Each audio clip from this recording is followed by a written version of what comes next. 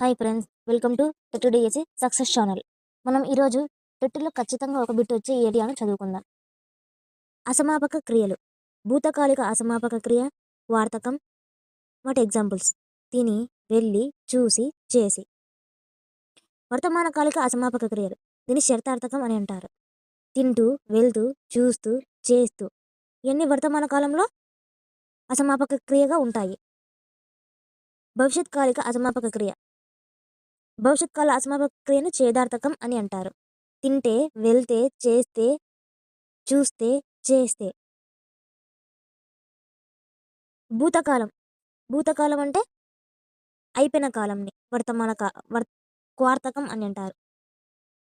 వర్తమానకం అంటే ఇప్పుడు ప్రజెంట్ జరుగుతూ ఉండేది, దీన్ని శర్తార్థకం అంటారు.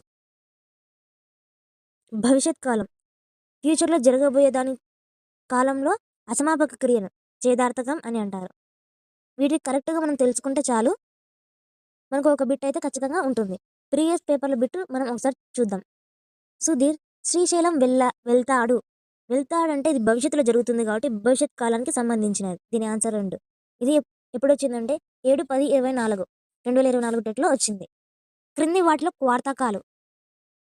క్వార్థకాలు అంటే ఏంటేంటివి అంటే తిని, వెళ్ళి, చూసి. ఇవన్నీ ఏంటివి? భూతకాలంలో జరిగే అసమాపక క్రియలు. చేసి, వెళ్ళి.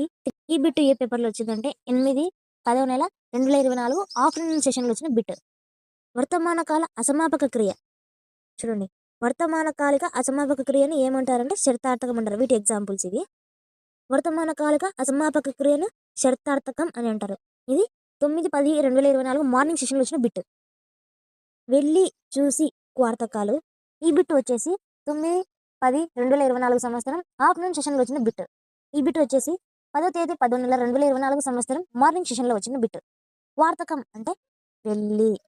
ఛేదార్థకం వెళ్తే. శర్తార్థకం చిత్రార్థకం వెళ్తూ. వ్యతిరేకార్థక వాక్యం వెళ్ళక, వెళ్ళక, తినక, చేయక. ఇవన్నీ వ్యతిరేకార్థక వాక్యాలు వస్తాయి. మనకు ఆర్డర్లో ఏముంది? ఆకి వా ఉండాలి. సారీ, ఆకి లా. ఫస్ట్ ఆప్షన్ అన్నిటికీ లానింది. ఆకి వా